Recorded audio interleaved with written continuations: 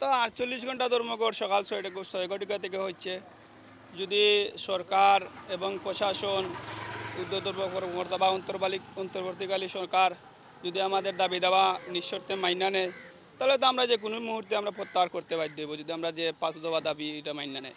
কিন্তু আমাদের সবচেয়ে যে আমরা সবাই শ্রমিক, আমরা এই কর্মবিরতি পালন করছি, কারণ আমাদের এটা একটা ন্যায্য দাবি যে পাথর গাড়িগুলা নিয়ে যে দাবি আজকে দীর্ঘদিন থেকে চলতেছে। কিন্তু এটা আসলে আমাদের সিলেটের শ্রমিক, মালিক, পরিবহন যারাই করি সবাই আসলে এইটা নিয়ে আমরা খুব হতাশার মধ্যে আছি।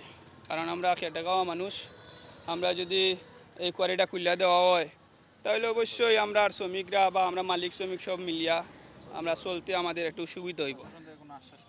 না, আমরা এখন পর্যন্ত কোনো আশ্বাস পাই নাই। তবে আমরা এটাই বলতে চাই, যদি 48 ঘন্টা ধর্মঘট যদি এর ভিতরে যদি কোনো সুষ্ঠু সমাধান না হয়, তাহলে আমরা সর্বস্তরের যত পণ্য পরিবহন, সাথে পরিবহন, বাস, ট্রাক, এই সিএনজি, ইমালেগুনা সবাই আমরা এই 48 ঘন্টার পর থেকে আমরা আবার এটার মধ্যে একাত্মতা ঘোষণা করব।